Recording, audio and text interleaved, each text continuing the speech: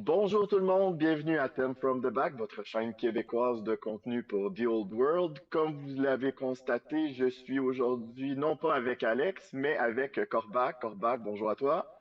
Salut, salut, comment vas-tu? Merci de m'accueillir ici. Bonjour à tous. Merci à toi de participer à cet épisode spécial. En fait, je vais te laisser le soin de te présenter un peu. Pour ceux qui ne savent pas, Corbac anime une chaîne YouTube lui aussi de contenu dédié à The Old World, Sword and Baguette. Alors, je te laisse le soin de te présenter un peu plus. Ouais, ça marche. Bah ouais, Corbac, donc ouais, sur la chaîne Sword and Baguette, donc une chaîne, comme tu l'as dit, alors on a tenté l'anglophone et le francophone à la fois, mais principalement francophone en même temps. Notre anglish est beaucoup trop broken et on tient à notre accent français pour qu'on soit compréhensible par le grand monde. Moi, je suis un joueur depuis très longtemps, trop longtemps sûrement. Même une passion qui m'a coûté un divorce. C'est-à-dire quand tu prévois un tournoi le week-end de l'anniversaire de ta femme, c'est jamais le bon plan. Et donc voilà, principalement du 40K par le passé. Et là, avec les évolutions du jeu, bah, je me suis mis un petit peu de côté des jeux Game Workshop. Et là, on a eu The Old World. Je vous avoue que voilà, moi j'y croyais pas. Je m'attendais à un AV. Je m'attendais à être déçu. Ouais, c'est la fameuse expression, je m'attendais à rien, mais je suis quand même déçu.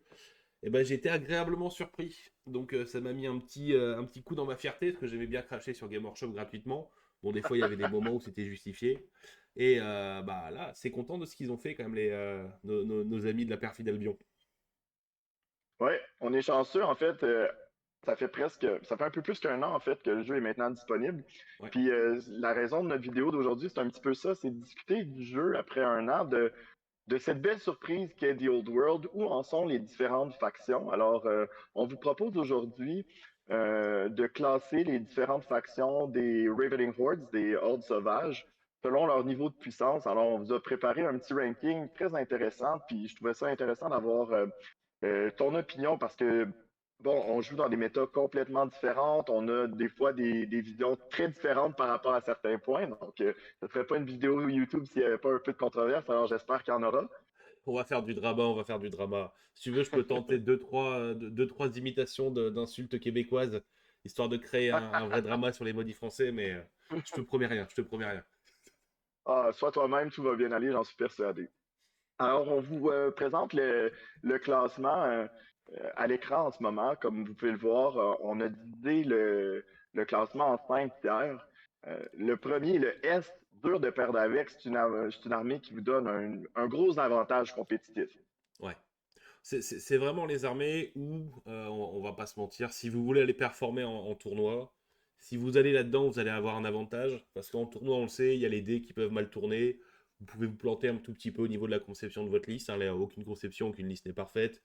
Vous pouvez des fois tomber sur des adversaires qui font des plays qui vous surprennent, etc. Mais dans tous les cas, ça vous donnera une ceinture suffisante, une petite ceinture de sécurité en mode oulala, là, attends, ça se barre en sucette, ouais, mais c'est pas grave. J'ai quand même une armée qui est assez solide, assez résiliente, et donc c'est beaucoup plus simple pour moi d'affronter les aléas de cette manière-là.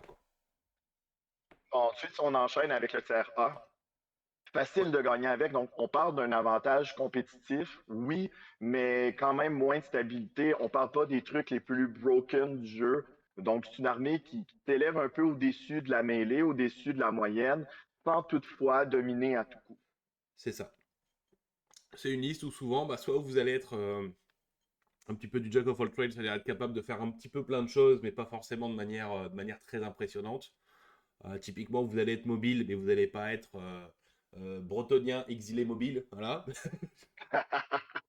Ou alors vous allez être résilient, mais pas roi des tombes résilient. Enfin voilà, vous avez beaucoup de choses, mais c'est des armées qui restent un petit peu, malgré tout, qui ont des défauts et qui souvent, bah, à liste égale, à compétence égale, vont avoir quand même tendance à perdre contre les listes du tiers S, parce que bah, il y a les premières qui vont être capables, comme on l'a dit avant, donc c'est un petit peu plus les aléas que les secondes. Quoi.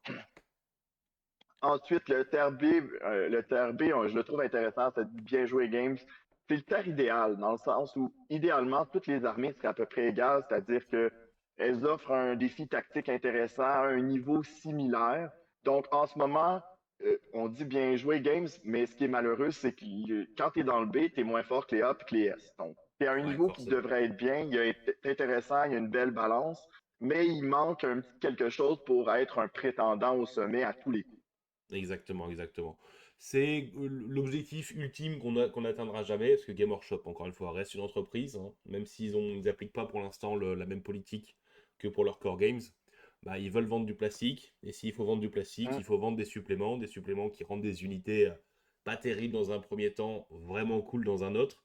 Regardez les pistoliers de l'Empire et les Wardens.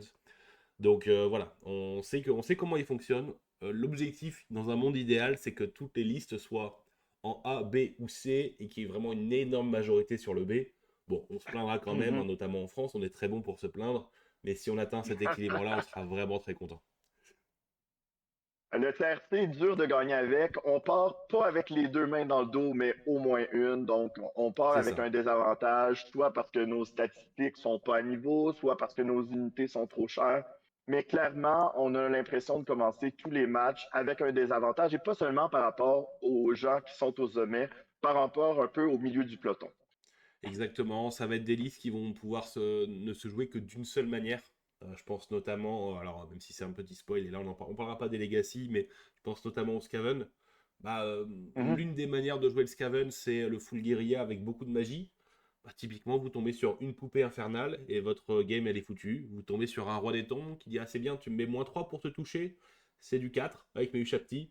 Ouais. Et bah voilà. Clairement, vous allez avoir des trucs où vous savez que même si vous êtes très bon, vous allez avoir un, deux, trois mauvais match-ups sur 5 games. Ça sera à vous d'être vraiment meilleur pour faire la différence. Et surtout que les dés vous abandonnent pas au mauvais moment, quoi.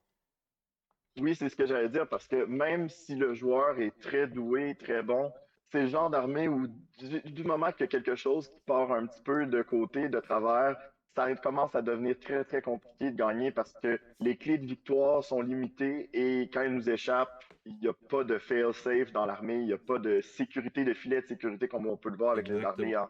qui sont dans le S ou en A. C'est Puis on vraiment termine avec le pire. sur le fil en continu. Et si ça se passe juste normalement avec un petit avantage pour toi, tu peux t'en sortir. Tu vas quand même en chier contre les tiers S, on va pas se mentir.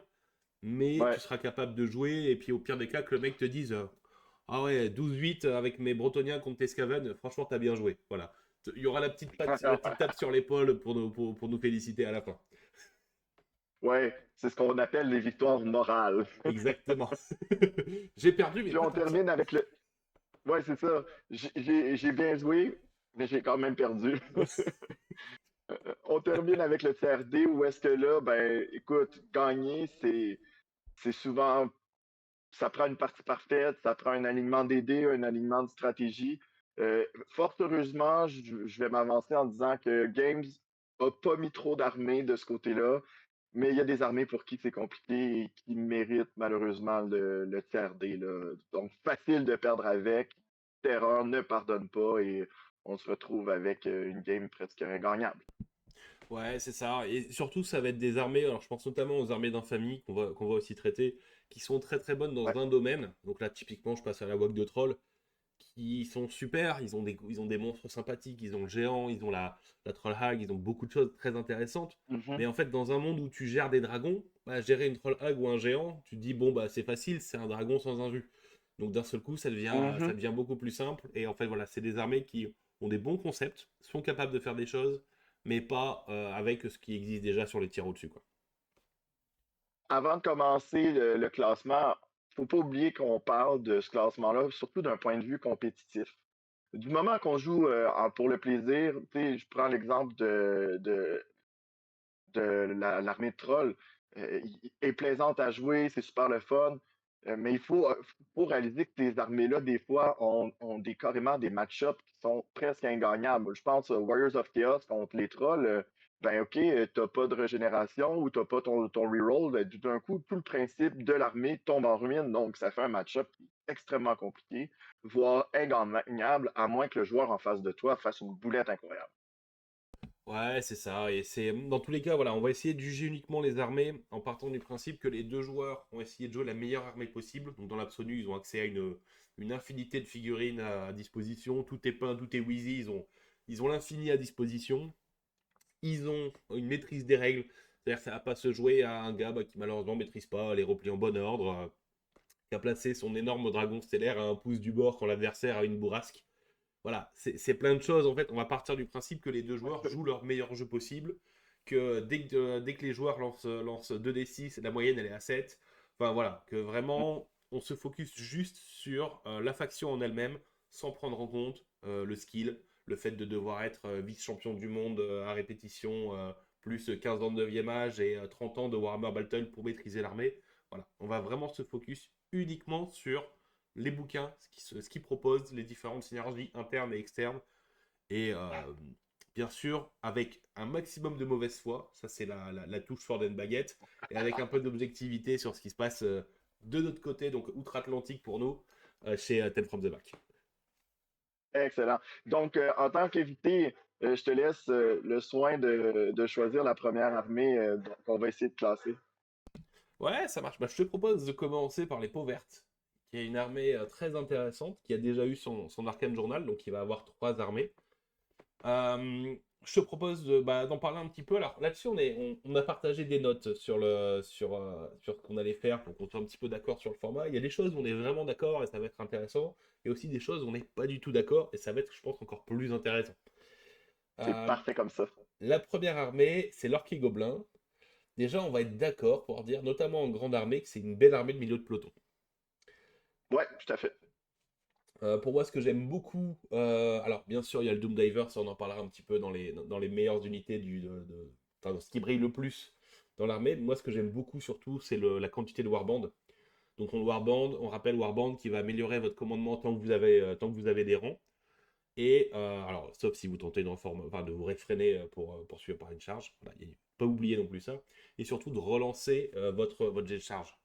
Donc c'est quelque chose qui est très très pratique, qui va faire que cette vision que... Alors là-dessus je crois qu'on n'est pas d'accord. Toi tu considères que le moral est un problème chez les orques et gobelins? Moi je... Ben, Ouais, dans le sens où ils ont beaucoup de choses à faire en lien avec le commandement, puis quand ça se met à mal aller, ça peut défaire le plan. Donc, en ce sens-là, moi, je le juge comme une faiblesse. C'est pas l'armée qui est la plus fiable par rapport à ce que toi, comme joueur, tu vas pouvoir accomplir. Je prends l'exemple d'impétuosité, impetuous. Quand ça arrive, puis que ça vient quand même un peu briser ton plan, c'est dommage. Donc, en ce sens-là, je considère que c'est une faiblesse. Est-ce que c'est ce que je considère comme un deal breaker? Pas du tout.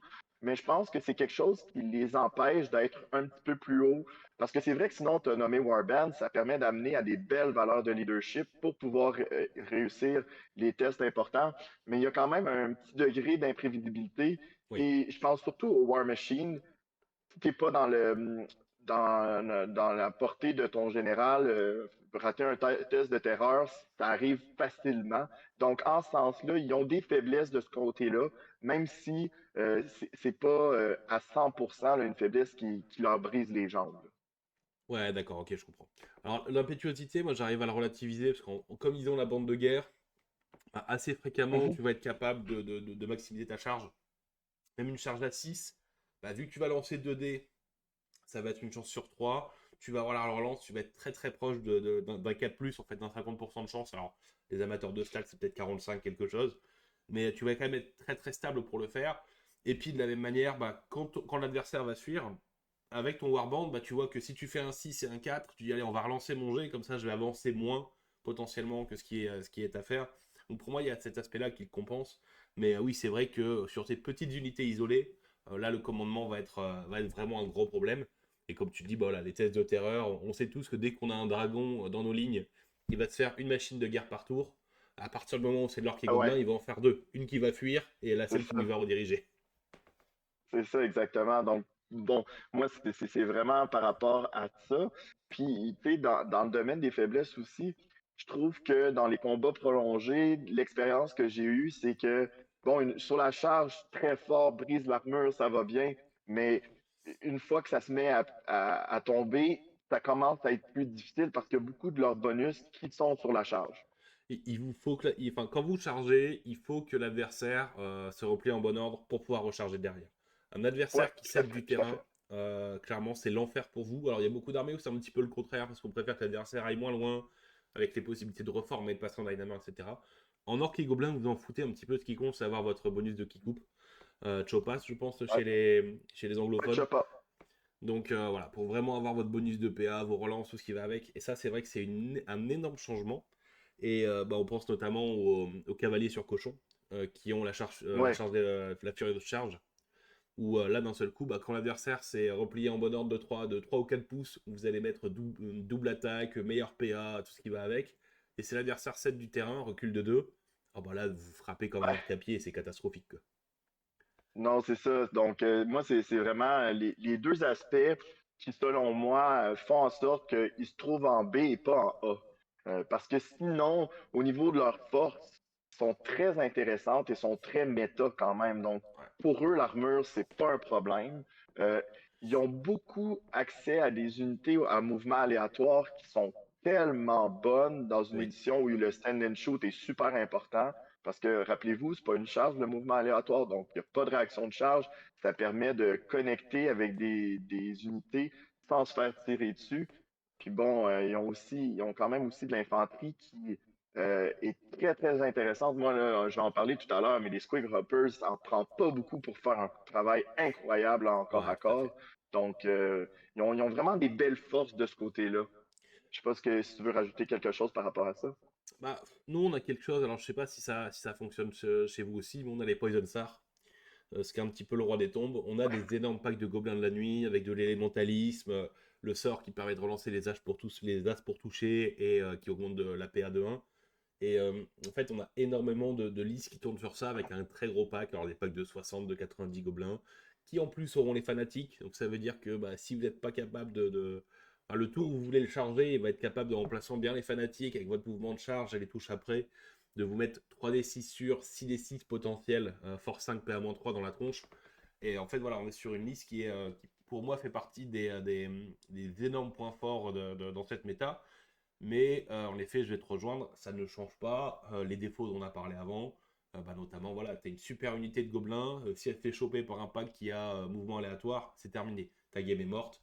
Donc Mhm. tout ton boulot, ça va être d'arriver à les bloquer, les mettre dans ce sens-là, dans le bon sens, avec le Mystical Passway, énormément de choses.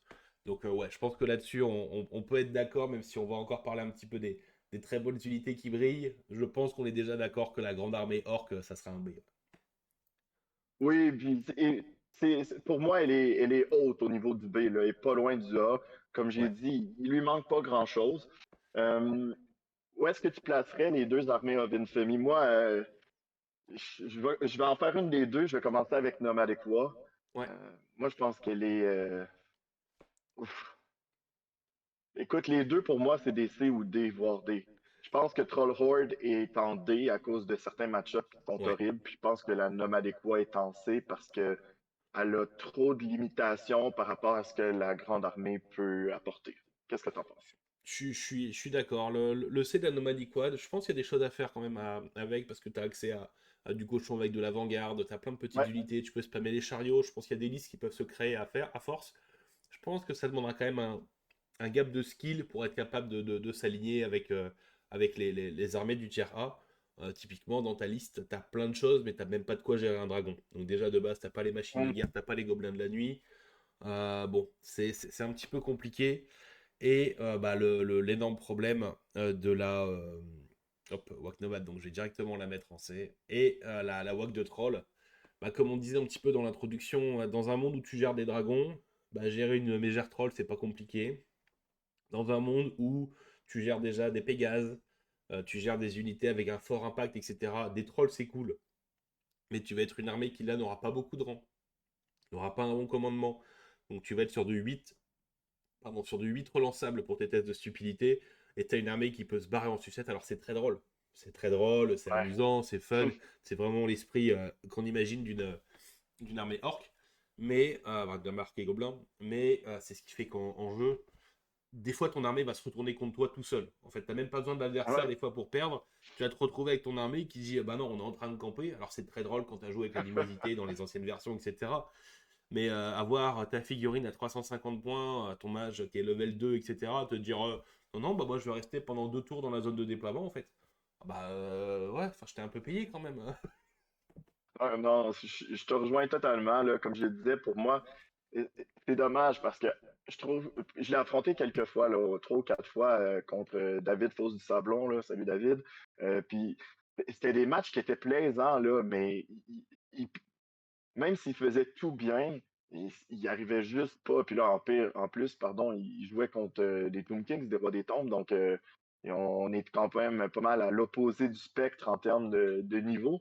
Donc, lui, sa game, il a joué tout comme il faut, mais dès qu'il y avait quelque chose qui se passait pas comme prévu, ben, ça devenait compliqué. Puis là, ça devient même compliqué de marquer des points dans ces situations. Donc, c'est un peu décevant. Je ne sais pas ce qui lui manque, en fait, pour être à un niveau de puissance là, un petit peu plus élevé, là, mais pour moi, c'est vraiment une liste qui, en tournoi, ben, il ne faut pas avoir des attentes trop élevées. On y va pour jouer, pour s'amuser. C'est correct, hein? Moi, je critique pas les gens qui ont une super belle armée une armée de trolls peintes, c'est incroyable. Les modèles sont magnifiques. Puis il y a des modèles euh, chez des vendeurs de terre qui sont tout aussi incroyables. Il y a moyen de faire quelque chose de fantastique. Mais par contre, niveau compétitif, ouf, pas facile. Ouais, c'est ça. C'est une armée qui, spontanément, comme on l'a dit, peut se retourner contre elle-même et a énormément de contres faciles. C'est à partir du moment où tu dois gérer des Pégases, bah, gérer des trolls, c'est facile. C'est triste à dire, mais c'est facile. Et en plus, comme tu l'as dit, leur règle spéciale est annulée par les armes de base améliorées de certaines armées. Un simple bretonien avec une demoiselle ou une prophétesse dans un pack va taper magique. Donc tu perds quasiment tous Mm. tes bonus. Je parle même pas des nains qui ont des unités avec assez facilement des accès avec les inflammables, avec les personnages, etc. C'est vraiment très très compliqué. Voilà, il y a ta propre armée qui peut se retourner contre toi. Il y a quelques glitches dans certaines listes qui vont te retirer tous tes bonus. Et en plus, bah, tu as des listes qui sont très très fortes en phase dans certains match-ups.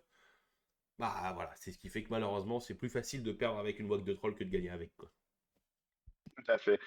En terminant sur les trois armées qui sont jouables pour les orques et les gobelins, si on parle de la meilleure unité de chaque armée, puis de moi ce que j'appelle une unité un peu sleeper, quelque chose qu'on ne voit pas nécessairement énormément, mais qui a un gros potentiel, qu'est-ce que tu dirais, toi, pour la meilleure unité du livre Orc et Gobelin?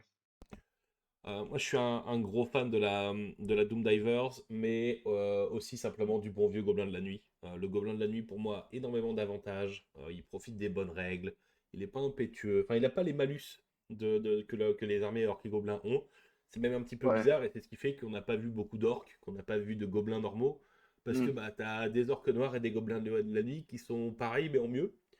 Donc, je sais pas si d'un seul coup, en termes de fluff, tous les joueurs ont mis des capuches ou ont mis des grosses armures après, mais ouais, on a tendance à pu voir beaucoup de gobelins communs. Alors qu'il y avait une époque où on en voyait pas mal sur les tables, je pense, hein, en 8ème édition de Battle. Ouais, Mais ouais, on c'est a ce qui quand fait que même pour moi. vu, on a quand même vu une liste avec des gobelins sur araignée au dernier WTC, quelque chose à faire, mais un petit peu moins évident nécessairement que les gobelins de la nuit. Je te rejoins là-dessus. Ouais, bah, les gobelins sur araignée sont bien, mais je pense que bah, le défaut de ce tournoi-là, c'est qu'il avait lieu en Europe, et en Europe, on tire beaucoup. Paradoxalement, hein, vous vous tirez dans les Ouais. écoles, nous on tire dans les tournois, chacun son expertise par rapport à son continent. Mais, ouais, je pense que voilà, sa liste aurait été. La liste est de Luna Valentine qu'il avait joué au WTC. Et, enfin, l'Open du WTC en décembre en Allemagne. Et je pense que c'est une liste qui peut être très très performante dans une méta où il y a très peu de shoot. Dans une méta Mhm. notamment européenne où bah, dégommer du gobelin, on sait tous le faire. Et donc c'était peut-être plus simple, ça aurait peut-être été plus simple pour elle de venir avec simplement un gros pack de gobelins de la nuit, une Poison Star, comme on l'a vu comme on l'a vu fonctionner dans beaucoup d'armées, Ouais.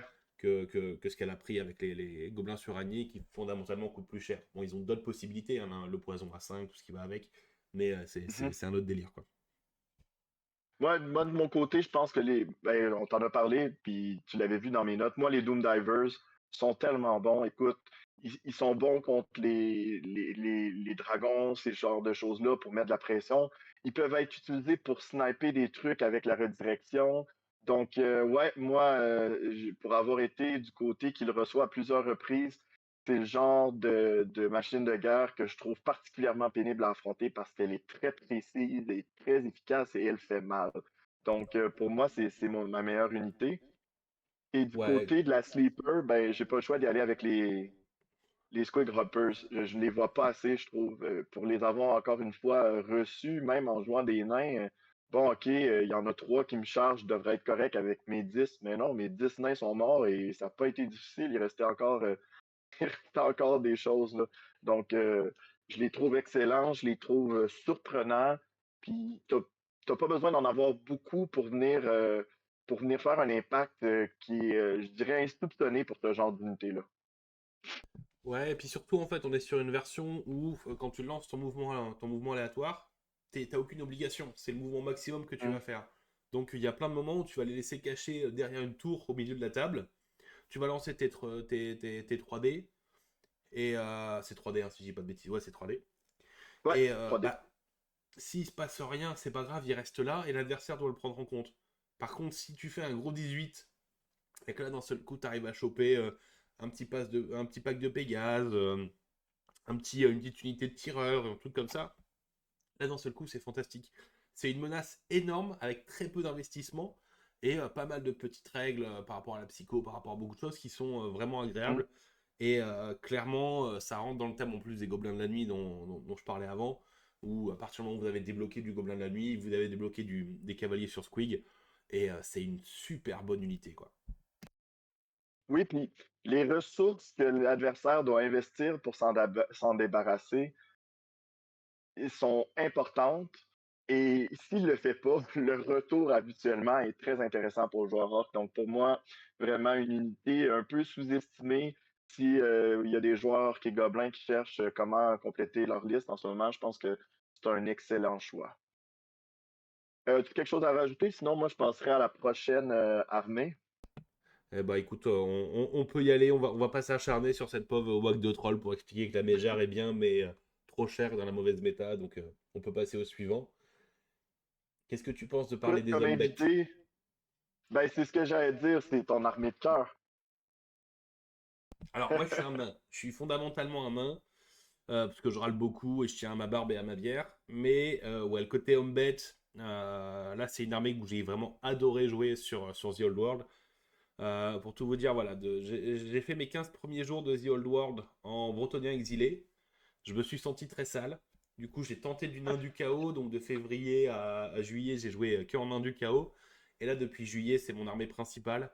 Celle que j'emmène en tournoi. Celle où. Sauf quand je suis puni et que ma communauté me fait jouer Skaven. Mais ça, c'est un autre sujet. Et donc, ouais, c'est une armée que j'ai commencé à poncer. J'ai pas encore vu tous les aspects. Il y a des unités que j'ai pas encore testées. Typiquement, je n'ai pas encore testé les Minotaurs. C'est paradoxal. Mais alors, je joue un Doomball parce que le Doomball est magnifique. On en parlera après. Ouais. Mais ouais, c'est une armée qui a tout ce que j'aime dans le jeu, qui a de la mobilité sans être trop rapide, parce que typiquement, bah, la règle rapide Swift Stride, on l'a très peu, voire Mhm. pas. On a des petites unités qui vont tanker avec les points de vie et de l'endurance, et pas forcément de la sauvegarde. Et bah, l'air de rien, bah, Mm. quand vous avez des adversaires qui vont être capables de vous mettre de la PA-2, de la PA-3, bah, quand votre mec il est à poil, bah, il a payé des ressources pour rien. C'est très bête, mais c'est Mm. à prendre en compte. Et surtout, on a des unités capables de faire des attaques. Je pense à la Gorgon, je passe à l'enfant du chaos de Korn. Vous êtes capable d'aller chercher du 6 magique, soit du coup fatal, du tueur de monstres, pour être capable de dire à votre adversaire, écoute, viens avec ta grosse fille, viens avec ta grosse unité, mais s'il y a 2, 3, 6 qui passent, tu vas passer vraiment un sale quart d'heure.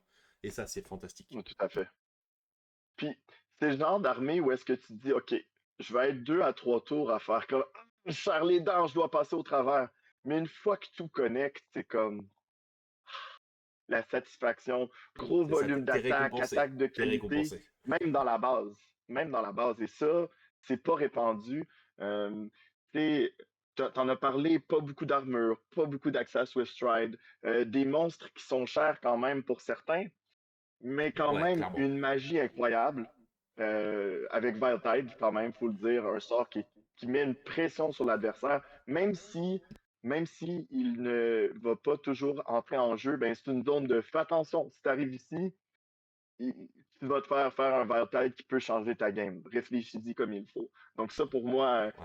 euh, Alors, c'est même le c'est gros vraiment... défaut, en fait. C'est même le gros défaut, ouais, c'est que, quel que soit le format où tu joues, tu dois avoir ton level 4 avec Viltide et avec le ouais, fétiche pour lancer les je suis blessures. Et d'accord du avec coup, toi. que les une chance sur 6, ça devient une chance sur 3 à peu près en termes de stats. Et Mhm. ça t'oblige un petit peu à jouer d'une seule manière parce que bah, ton chaman, il faut l'amener au bon endroit. Donc, tu as des solutions, tu as le tapis volant, tu as le mettre sur un char. Mais si tu le mets sur un char, il va facilement prendre des boulets de canon, des choses comme ça. Donc, tu n'as pas forcément Mhm. envie. Enfin voilà, le 360 degrés ligne de vue se paye très très cher sur The Old World. Euh, du coup, moi j'aime bien le jouer à pied, jouer avec de l'élémentalisme pour faire du Mystical Passway avec des tirailleurs, des choses comme ça. Ça permet des blagues très très drôles. Mais je vais pas dire que ça tourne autour de lui parce que c'est pas vrai, mais en fait, vu que tes unités, Non. elles ont tendance à aller en ligne droite et avoir un petit peu Mm. des œillères, enfin, on est littéralement sur un troupeau de cochons et de biquettes qui chargent, hein. Je veux dire, c'est vraiment c'est En la avant! subtilité d'une bande de gnous. Voilà, c'est ça. Bah, dès qu'il y a un truc qui se passe à droite ou à gauche, c'est au chaman d'aller faire le boulot. Donc c'est au chaman de se téléporter, d'aller mettre un anneau de rubis de ruine, d'aller mettre un petit Viltide sur le Behemoth qui est en train de se promener ou sur le pack de chevalier qui est en train de te prendre de flanc. Et dans une méta qui évolue avec énormément de résistance à la magie 2, je pense à l'Empire, je pense même aux elfes qu'on commence à voir avec soit de la RM2, soit de l'invulnérable à 4 contre les projectiles magiques. Ouais. Ça commence à être un petit peu compliqué d'aller à chaque fois chercher le bon spell, de faire les bons dégâts. Sans compter que Viltide, à 5 des 6, ah oui, il y a plein de monde où ça fait 16, 17 touches, les 5 blessures en stats et tout, on est super content. Mais là, ce week-end, j'ai fait un magnifique quintuple A. Ouais. Ok, alors là, mon plan pour gérer la chevalerie vient de disparaître. Je fais quoi? Mm. Non, il n'y a pas de fail-safe de ce côté. De ce côté-là, il y a pas de filet de sécurité. Par contre, on n'en a pas encore parlé, mais ils ont quand même accès à une des meilleures unités du jeu pour moi, les Dragon Ogres. Eh ben moi, j'en suis revenu. Figure-toi que je ne veux plus les Ah, jouer parce que j'adore l'unité. Clairement, c'est l'unité. Enfin, en fait, c'est simple. Ma liste est passée de 2x3 à 2x2 à 1x2 à 2x1 à 0. c'est les différentes phases du deuil que tu viens de vivre, là. Ouais, mais je me suis acharné hein, parce qu'en plus, j'adore les figues, j'adore la gueule, j'adore le lore, des trucs. Enfin voilà, il y a plein de choses. Quand tu regardes sur le papier, on est sur des mecs qui te mettent 3 patates force 7 plus 2 touches force 5. Enfin, c'est Mhm. fantastique. Ça a de l'armor bane de base, donc tu arrives avec des PA qui deviennent stupides dès que tu commences à mettre des patates d'armes lourdes, à faire des 6 pour blesser. Ouais, Tout est fantastique, mais je ne sais pas pourquoi. Soit parce que c'est un tout petit peu trop cher, j'en sais rien. Mais bah, en Ducat, ça y va 3, ça meurt très vite. 7 est pas rapide. On a déjà beaucoup d'unités qui font ça, notamment les chars. D'un seul coup, on commence à se dire, ouais, ok, je passerai à une moins bonne force. J'aurais pas force 7, peut-être force 5. Mais au moins, je fais D6 touches d'impact, ou D6 plus 1 touche d'impact, APA-2 et initiative 10. J'ai pas à attendre mon initiative de 1, potentiellement modifiée par ma charge. Et il y a plein de moments où malheureusement, bah, tu vas lancer tes decks avec tes dragons ogres, et tu vas être déçu par rapport au point. Par contre, ouais, je l'adversaire doit les comprends. prendre en compte. Ben, moi, c'est ce que j'allais dire parce que tu parles de leur coût, mais moi, quand je regarde leur stats, je suis comme moi, j'aimerais ça en avoir un 3+ dans sauvegarde d'armure. Bon, tu me diras que je joue les rois des tombes et que je le mérite pas. Je peux rien dire d'autre à ça. Mais quand même, euh, si la, moi, ce qui fait en sorte que je les trouve si bons, c'est qu'ils ont 4 points de vue, pas 3. Donc, déjà là, euh, ça prend quand même beaucoup de ressources pour les tuer. Et si l'adversaire ne les gère pas, le risque est immense. Donc, pour moi, ils sont intéressants, mais écoute, je comprends ton cheminement, puis tu les as joués tellement. Moi, je les ai pas joués, je les ai affrontés plusieurs fois. Donc, on a des expériences totalement différentes. Mais non, pour moi, c'est l'unité que je mets en nomination pour la meilleure unité de la liste. Et visiblement, c'est pas ton cas. Avant qu'on classe la liste au complet, toi, tu dirais quelle est la meilleure unité du jeu? Pas du jeu, La mais meilleure pardon, de unité en l'armée. Hombet, pour moi, ça se battrait dans les bases entre le Razorgore et le chariot Hombet, simplement le chariot de base, qui coûte que dalle, 85 points, 4 PV en Mhm. du 4. 7. La bande de guerre, c'est très bête, mais bande de guerre, les dragons ogres n'en ont pas. Le nombre de fois où tu claques ton vieux 2 sur une charge de dragon ogre, je sais pas ce qu'ils ont dans les pads, mais en même temps, ils sont millénaires, les mecs, ils sortent de l'EHPAD, ça se comprend aussi. Mais il y a pas mal de moments, et là, cette bande de guerre peut faire la différence. Cette première charge, on se rend pas compte à quel point la première charge qui va retirer 1, 2, 3 de résolution de combat, c'est l'équivalent de faire 3 morts en plus. Ça va jouer sur le moral quand vous frappez une bande de guerre, des gobelins, des choses comme ça. Et c'est ce point commun en fait qu'ont les Razorgore et les chariots Embed d'être des bases avec un bon pool de Mm. PV et de tanking. Bon, il y a quand même une sauvegarde assise sur le Razorgore, hein. Souvent, ça fait le petit point de vie sauvegardé sur une boule de feu histoire d'énerver l'adversaire. Mais clairement, j'irai plus chercher nos bases qui sont pour moi vraiment fantastiques.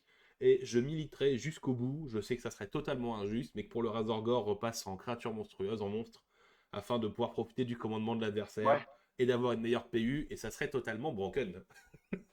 Non, écoute, je comprends, c'est quand même étrange là, le choix de les classer en War Beast. Mais ouais, écoute, En termes je pense d'équilibrage, qu'il ça se faut le comprend. dire. En termes d'équilibrage, Ouais. clairement, on jouerait que ça.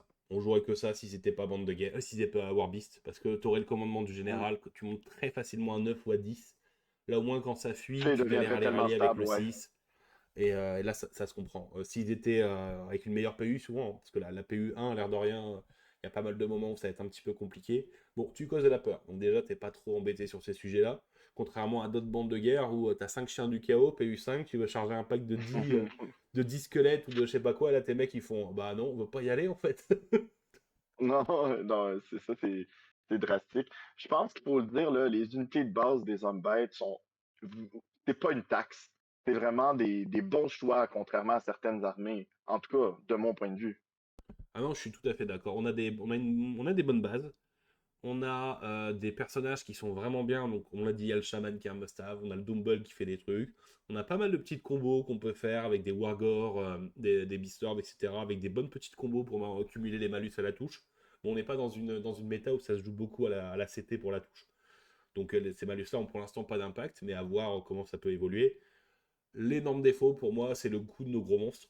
Parce qu'en fait, bah, on va être très, très clair.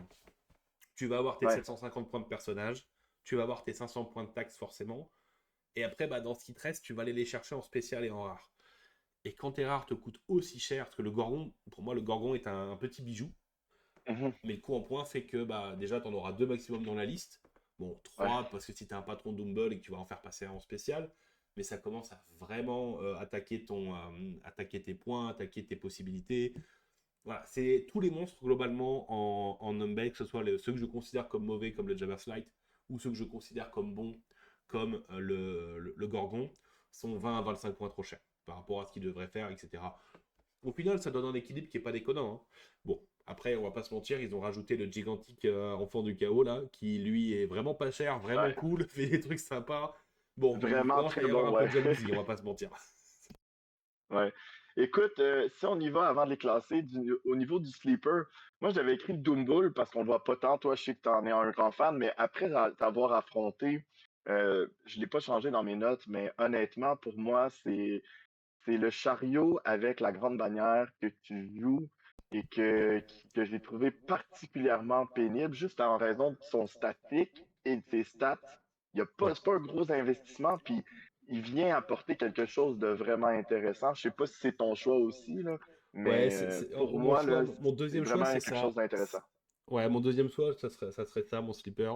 C'est vraiment le petit Wargore bannière, avec une grande bannière, du coup, avec une bannière de guerre sur un chariot. On est sur 3 points de résolution fixe, on est sur un mec qui est à première charge, on est sur un gars qui peut devenir frénétique en cas de double, etc., qui est assez stable au final dans ses touches. Alors Mhm. depuis qu'on l'a joué, j'ai un petit peu changé. À l'époque, contre toi, je le jouais en arme de base avec une attaque supplémentaire, le bras en plus.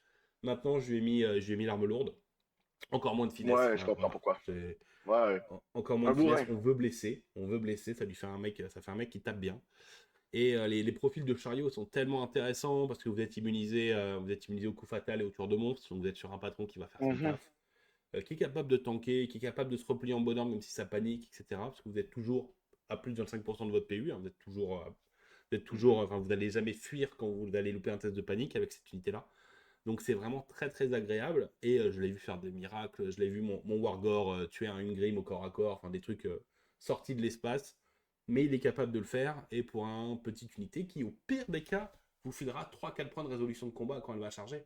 C'est vraiment cool.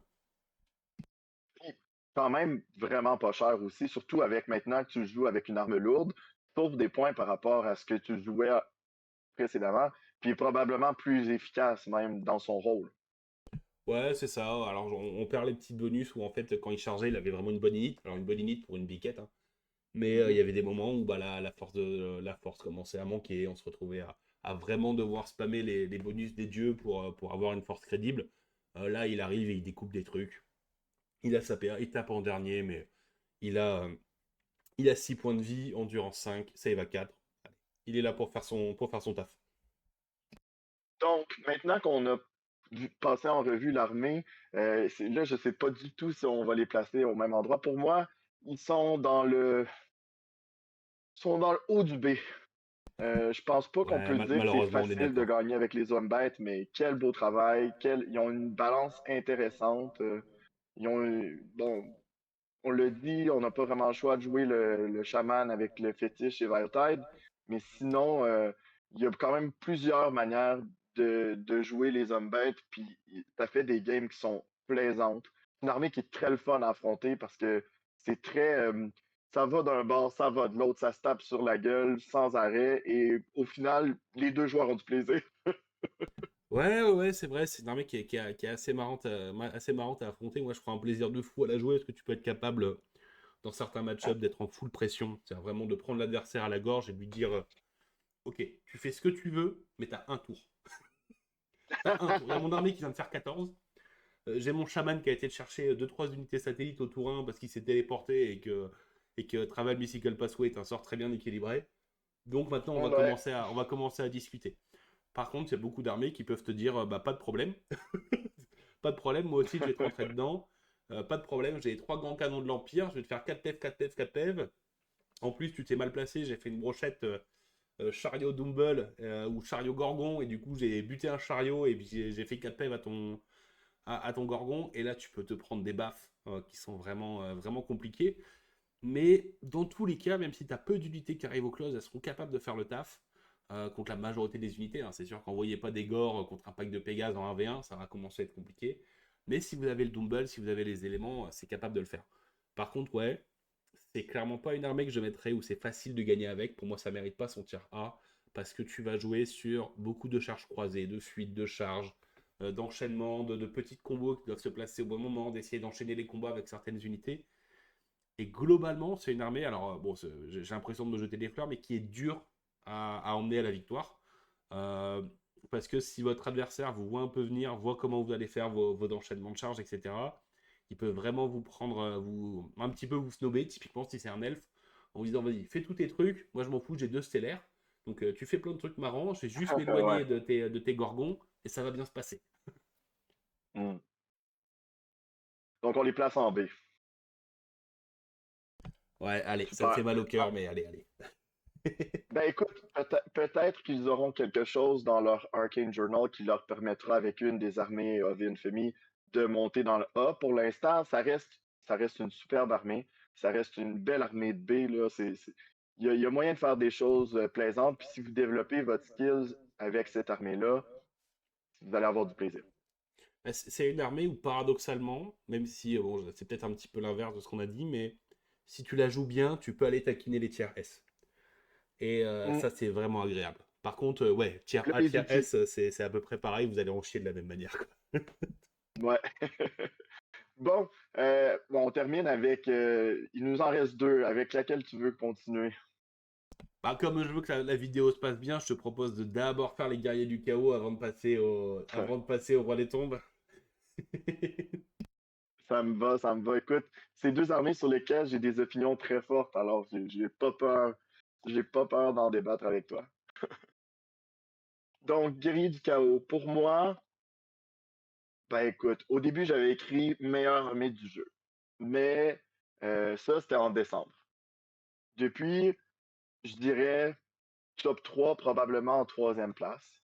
Et je la placerais. Ah, euh, dur de dire si je la place. Je pense que je vais la placer en A et pas en S. Mm. Je sais pas ce que tu en penses. Je vais être d'accord avec toi. Pour moi, c'est un top bouquin. Clairement, c'est pour moi la deuxième meilleure faction des Orges Sauvages, et peut-être même la deuxième, enfin dans le top 3 en tout cas des meilleures Ouais. factions du jeu, ça on est d'accord. Mais il y a des compos, des choses qui évoluent et qui font que ces armées-là restent au-dessus en fait Mhm. de ce qu'est capable de proposer le guerrier du chaos. C'est une armée qui a énormément de qualité, qui a des unités capables de faire le taf, qui a le meilleur dragon du jeu, clairement. Enfin, le dragon boosté, marque de Nurgle, Ouais. malus au tir, frappe en dernier au close. Enfin, c'est un enfer à affronter quand tu le prends sur la tronche, c'est horrible. Et tant mieux. Enfin, on parle quand même d'un seigneur du chaos sur dragon en termes de lore.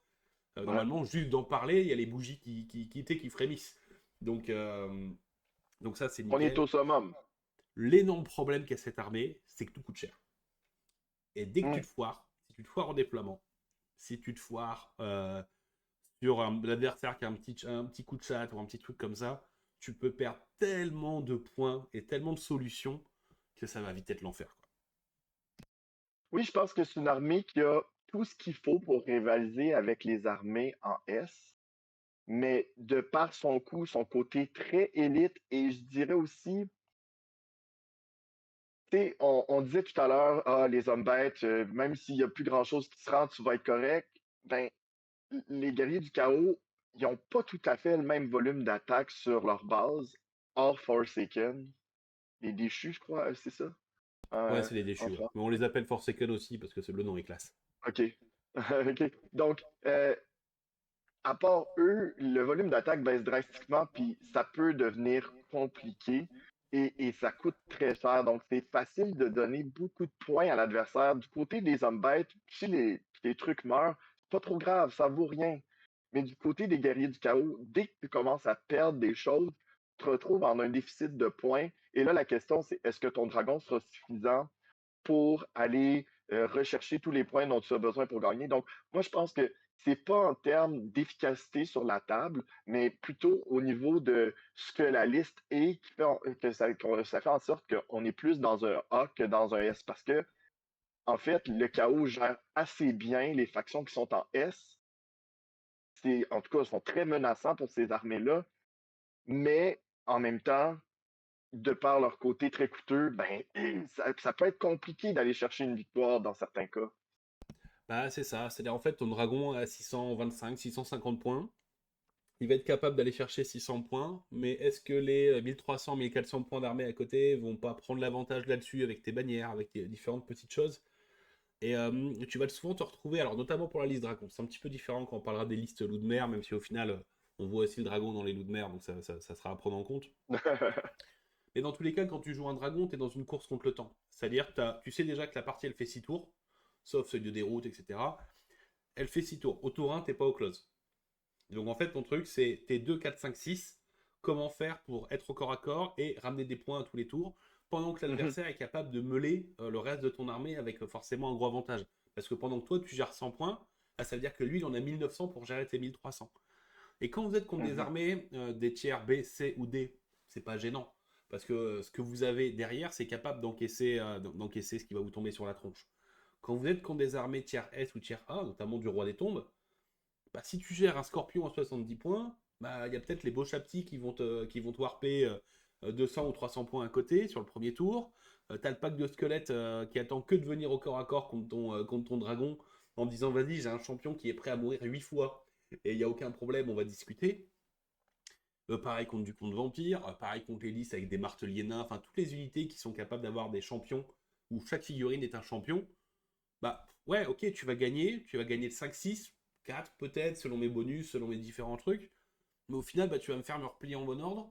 Je vais souvent avoir du 10 relançable, du 9 relançable. Donc même si tu causes la terreur, je vais être quand même sur des bonnes stats de rester. Et toi, ta cloque, elle continue de descendre. Donc pour peu mhm. que tu loupes ton test pour te reformer au moment où tu as envie de charger une autre unité, des choses comme ça, bah ton dragon il va être capable de s'enterrer dans certaines unités. Et c'est à cause de ça en fait que tu vas perdre que tu vas perdre en chaos. Bon, bien sûr, tu as des Ouais, moments où le mec va sortir un 6 magique, il va faire tout ce qui va se passer, tu as du Broto, tu as de l'homme bête, un gros Viltide qui te fait 10 PF d'un coup, c'est possible. Mathématiquement, c'est possible. Mais là, dans tous les cas, bon bah, t'as perdu, t'as perdu. Mais dans tous ouais. les autres cas, ton dragon va rester en vie mais tu vas quand même perdre à la tempo. Et ça, c'est ce qui fait qu'en effet, là où je te rejoins, c'est du A et pas du S. Donc, est-ce que tu partages la même vue pour les deux options de Armies of Infamy? Moi, je sais que non. Je pense que il y en a une des deux qui est bonne, puis il y en a une des deux qui n'est pas encore solutionnée. Est-ce qu'elle est bonne? Est-ce qu'elle est mauvaise? On Je n'est suis... pas encore là. Alors, je pense qu'on est d'accord sur la bonne.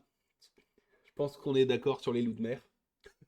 Ouais, les Wolves of the Sea, définitivement. Moi, j'aurais tendance à les placer euh, au même niveau même que Ouais, la Grand je suis d'accord. Army, Je suis tout à fait d'accord. mais, mais un peu plus bas. Tu sais, on met la Grand Army en Ouais, premier. c'est à Je moins, trouve tu vois.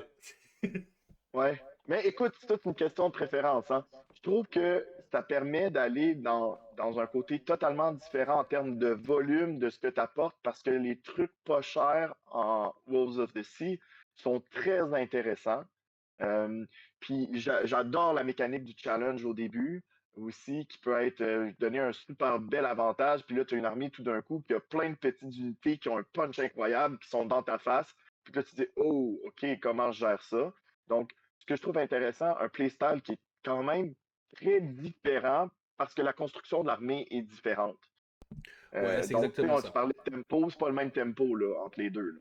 Ouais, alors tu peux la jouer avec un tempo assez proche, hein, en jouant un dragon du chaos, 2-3 packs de loup de Ouais. mer, et puis juste de la base en berserker embusqué.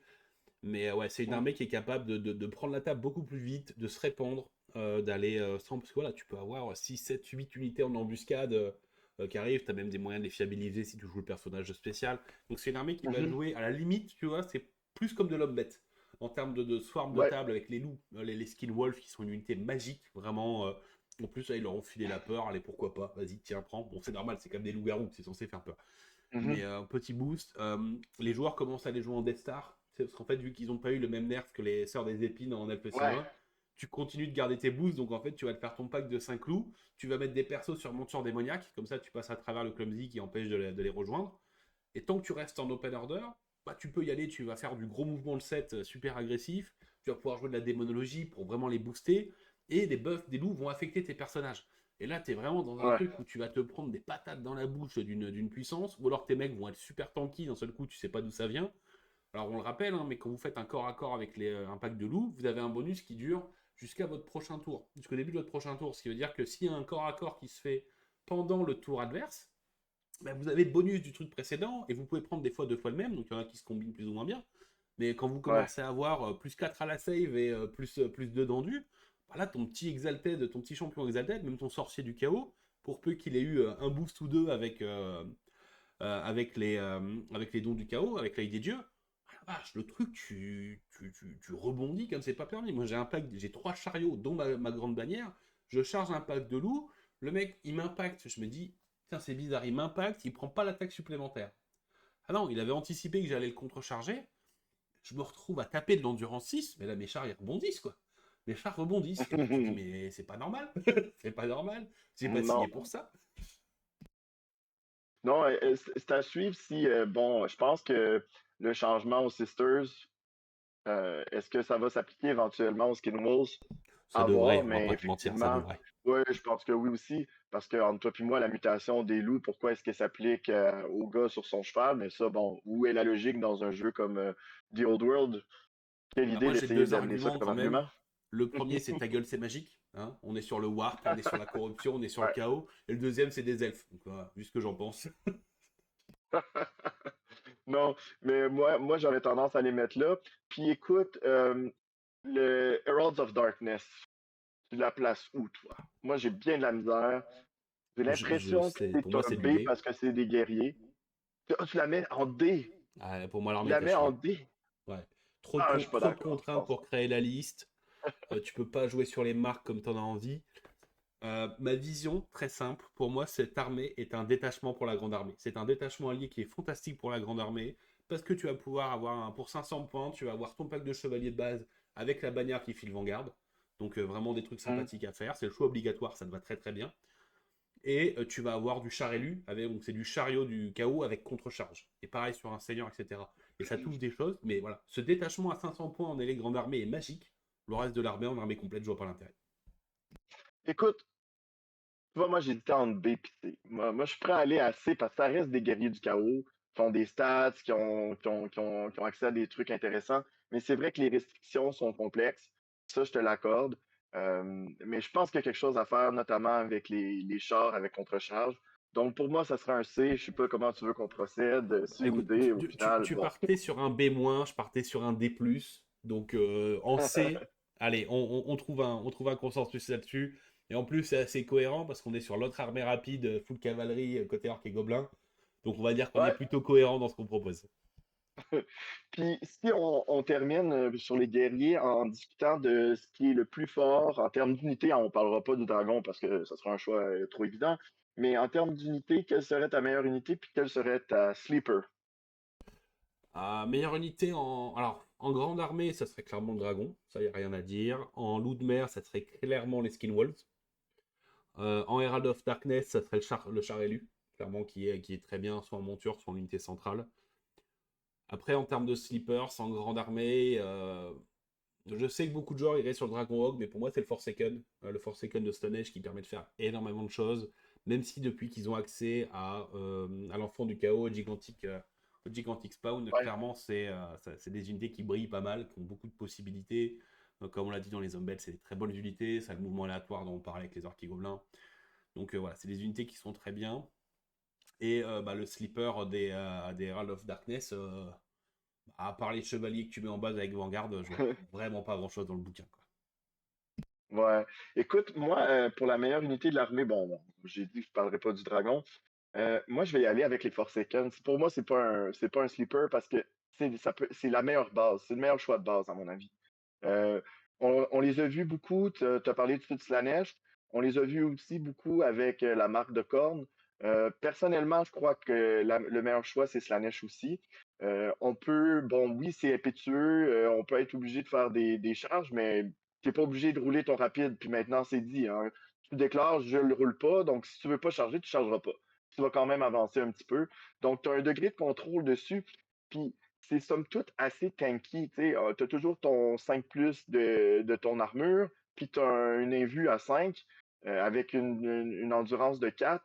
C'est quand même compliqué de les gérer. Puis quand on a deux ou trois qui peuvent se rendre au corps à corps, écoute, moi l'autre jour, trois sont passés à travers de 45 archers C'est squelettes parce beau, que ben c'est moi, beau. j'étais jamais capable de rien faire. Puis avec ses attaques aléatoires et tout, il a fini par m'avoir il les a pas tout tués, mais il les a empêchés de faire quoi que ce soit pendant toute la game. Puis éventuellement, après avoir gagné un combat, il a réfréné, il est allé ailleurs, mais il a occupé 45 archers avec un personnage pendant 3 ou 4 tours de corps à corps. Puis pendant ce temps-là, je faisais pas le travail ailleurs sur son armée, donc c'était un pack de 6, je crois.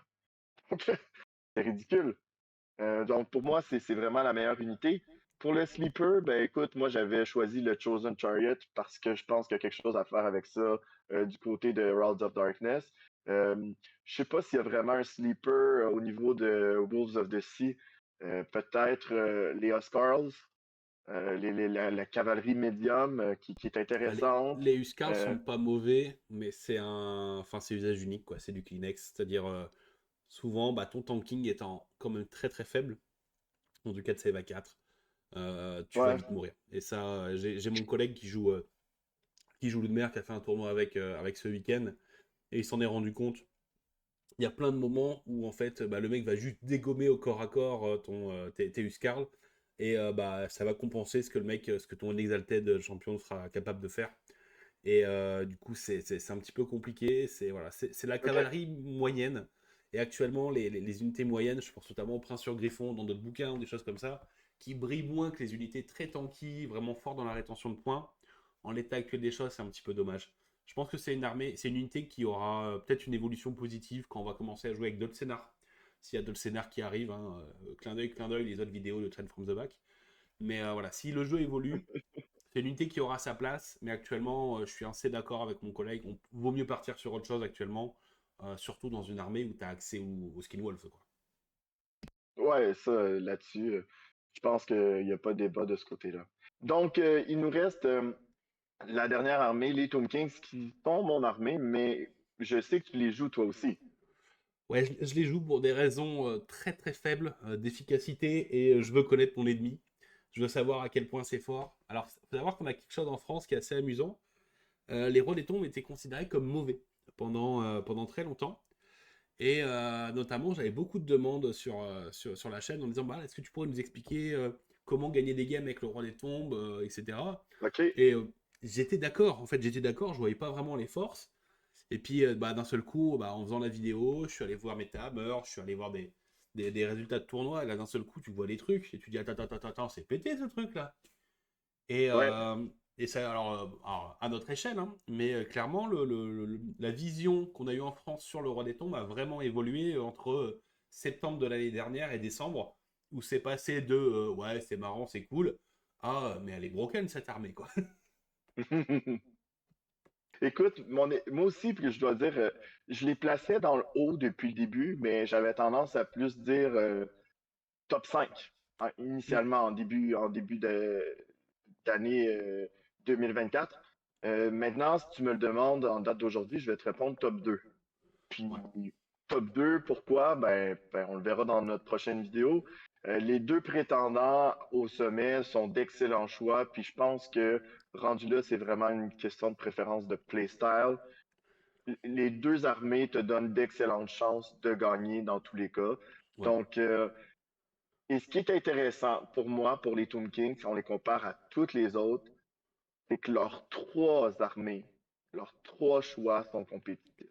Ouais, c'est ça, c'est ça. Euh, Autant les autres bouquins, on va avoir des grandes différences, vous le voyez, hein, entre la grande armée orque, la WAG nomade ou la WAG de troll, et pareil en chaos, même si en chaos c'est un petit peu mieux parce que la base est meilleure, donc c'est facile que l'orque et gobelin.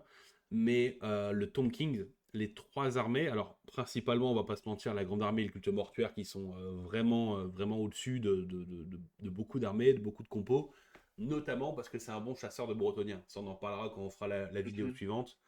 Mais, euh, mais voilà, c'est là où c'est fort, c'est qu'en fait, tu es bon contre beaucoup d'armées et tu es une très très bonne réponse au top, à l'autre armée top qui est tier S. Donc c'est un énorme avantage. Et on a cette host royale qui est un petit peu sortie de nulle part, qu'on ne voyait pas fonctionner, et qui a commencé à arriver en se calquant sur la cohorte. La cohorte qui est très très forte, donc on rappelle la cohorte, c'est un mélange de squelettes et d'archers, donc jusque-là on s'en fout un peu, mais qui peut faire du tir de volée même s'il bouge et en contre-charge. Et du coup ça mhm. décuple totalement les capacités de l'armée. Alors c'est une liste qui a quand même des défauts, parce que vous allez avoir que des levels 1 ou 2, donc vous allez être plus faible sur la magie, et donc vous allez dépendre d'un petit spam de level 1, de level 2, etc. Mais voilà, on a enfin trois armées, enfin, un bouquin qui a trois armées très très fortes, très très bon dans la méta, très très agréable, et puis bah, comme on va en parler, surtout qui est d'une stabilité qui est impressionnante. Ouais, écoute, moi, il y a un point sur lequel je suis pas tout à fait d'accord avec toi, puis c'est dans le classement, on le verra tout à l'heure. Mais je pense qu'on est tous les deux d'accord pour dire que le culte mortuaire a sa place en S. Il n'y a pas de discussion là-dessus. C'est la meilleure phase de magie du jeu dans l'état actuel des choses. Oh, lancer des Euh, sorts à plus 9, c'est raisonnable, non? Écoute, nous, on a capé à plus 8. On joue pas que les casquettes stack. Donc, c'est capé à plus 8. Mais localement ici, là. Mais quand même, écoute, plus 8. Puis des niveaux 2 qui se castent à plus 6. Je veux dire, c'est d'une fiabilité. Ensuite, tu augmentes leur capacité à ramener des troupes à la vie. Dans une armée où tu vas jouer deux, trois, en fait, tu vas jouer trois ou quatre mages, avec dont un mage qui va être une bannière qui va te permettre de faire de rerouler si tu rates ton test de commandement. Euh, Ça devient très très difficile de passer au travers des unités des rois des tombes, surtout quand on regarde ce qui est joué en culte mortuaire. Alors on parle des Ushabti en base, un pack de 6 ou de Ouais. 7 qui va te C'est- prendre. c'est- Ok, tu dois avoir. En fait, c'est pas Vas-y, je l'Ushabti te le laisse y aller. problème. C'est pas l'Ushabti Ouais, le problème en base. Un Ushabti en base, c'est cool. Un Ushabti de tir en base, c'est différent. c'est pas cool. Et là, c'est. Ouais. Alors, je vais même le dire, je pense que. Il y a des choses à nerfer dans le jeu The Old World. Et je pense que simplement de retirer l'option des arcs, c'est-à-dire de mettre peut-être potentiellement que les Ushabti vénérables en base pour le culte mortuaire, ça résoudrait énormément de problèmes et ça réduirait surtout l'écart entre le culte mortuaire et la grande armée et le truc. Donc même en intra-bouquin, en intra-faction, ça ferait du bien. Et en extra-faction, il y a beaucoup de match-up qui peuvent se tuer dès le T1 parce que tu es capable de sortir deux packs du Chapti et de dire à l'adversaire t'es mort, point quoi. Oui, puis ça donnerait une raison aussi de jouer les Ushabti avec des armes lourdes, donc les armes rituelles. Je pense que ça serait intéressant. Puis effectivement, écoute, si tu joues pas 14 ou 15 Ushabtis en jouant le culte mortuaire, il y a quelque chose que tu n'as pas compris dans la construction de la liste, en tout cas dans l'état actuel de la méta. Donc, euh, le culte mortuaire, extrêmement fort, on les place en S là-dessus, il n'y a pas de discussion. Moi, je suis curieux, pourquoi tu places la Grand Army devant l'Host Royal? Bah, c'est simplement l'accès au level 3 et 4 qui te permet de OK. fiabiliser tes capacités. L'armée, en fait, tu vas jouer un gros pack. Quand tu joues un gros pack, tu vas utiliser le Travel Mystical Pathway pour le placer là où il faut.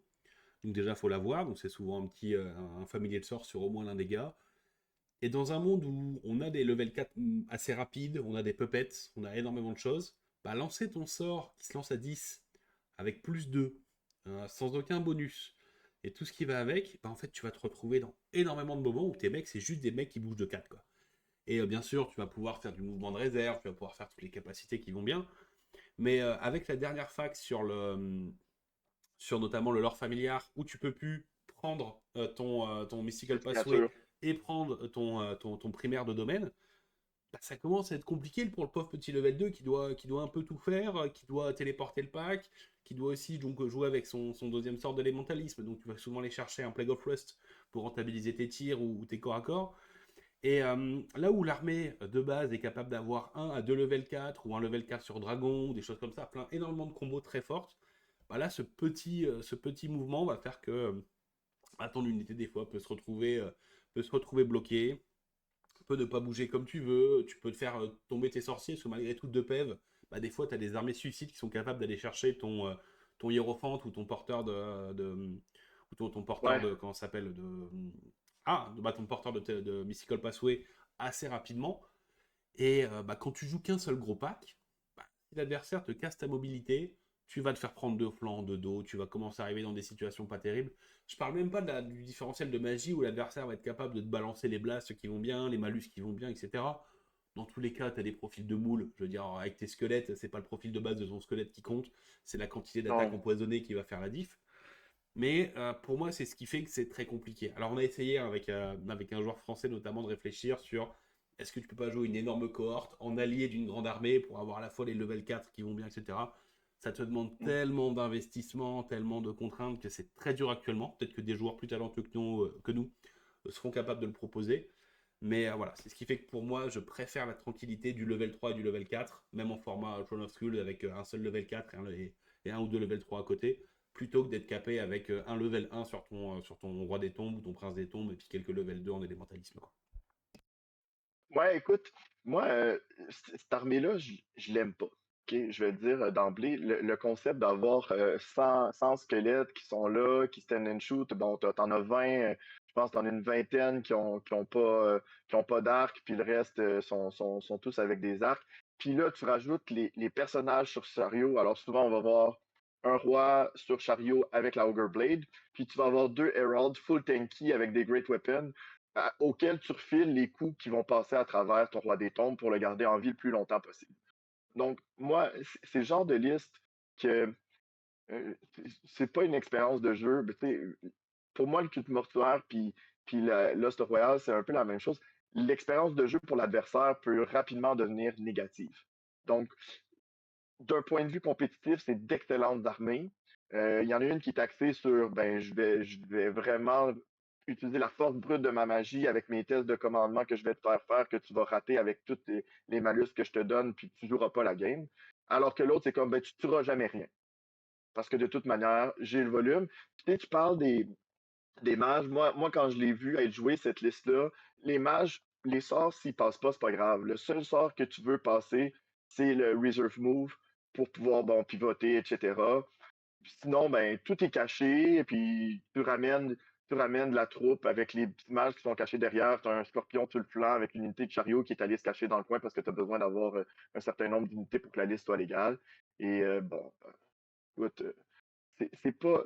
Puis c'est pas le genre de game que je trouve qui est intéressante à jouer. Moi, j'aurais tendance à la mettre, tu vois, j'aurais eu tendance à la mettre au-dessus parce que si ton adversaire n'est pas préparé pour ça, ou s'il n'a pas le volume d'attaque, il ne pourra rien faire.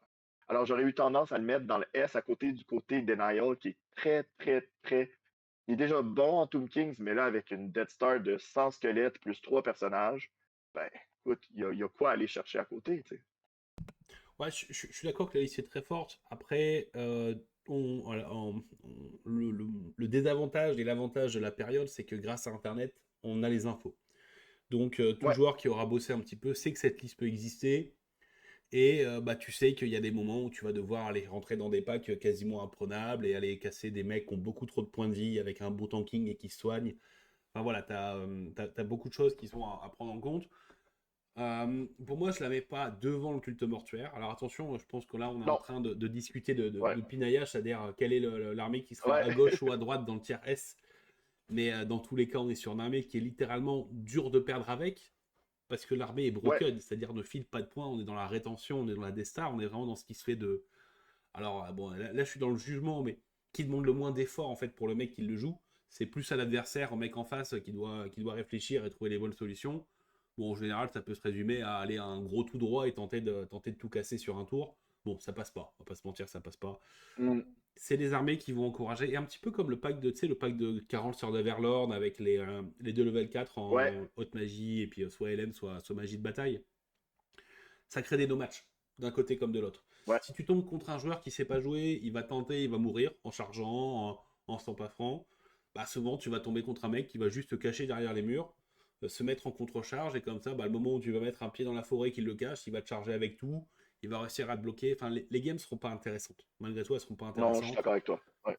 Et surtout, c'est très bête ce que je vais dire, mais si vous jouez contre une armée, enfin, si vous jouez cette armée-là, il n'y a aucun monde où vous pouvez la jouer en assaut en vous disant la partie va être fun. Autant tu peux, un culte mortuaire, voilà, tu mets pas le Ushabti en base, tu mets qu'un petit pack de 3 ou 4 en tir, tu es capable d'avoir des trucs marrants parce que t'as des défauts, t'as pas de vraie contre-clause, à part les scorpions. Mhm. Voilà, c'est une armée qui est jouable et qui est affrontable. L'armée Host Royal n'a que deux solutions. Soit elle est broken dans le sens elle tuera la game, soit elle est Ouais. naze comme c'est pas permis. Et c'est ce 100%. qui fait que pour moi c'est un très mauvais game. En termes de game design, c'est pas bon, Ouais. mais ça reste une armée qui est très très forte. Quoi. Oh, on est d'accord, on est d'accord. Moi, j'appelle ça une meme list. Tu sais, Ouais, c'est exactement ça. bon, elle existe, elle est là, mais je la jouerai jamais. Et moi, j'aurais placé la Grand Army, je l'aurais placée à A+++ ou S-, juste en troisième de S ou première de A. Elle n'a pas les avantages du culte mortuaire ou la stabilité du, de l'os royal, mais elle a le punch que les deux n'ont pas avec la possibilité d'avoir le dragon, puis une plus grande versatilité. Puis ce que je trouve, bon, et c'est très difficile de perdre avec, euh, parce que tu as une grande stabilité, mais au moins ton adversaire a plus de game que si tu joues le culte mortuaire ou l'os royal. Donc j'aurais tendance à la placer la troisième, puis je veux qu'on se comprenne, c'est une excellente armée, je la joue, j'ai presque 75 games avec, je l'adore.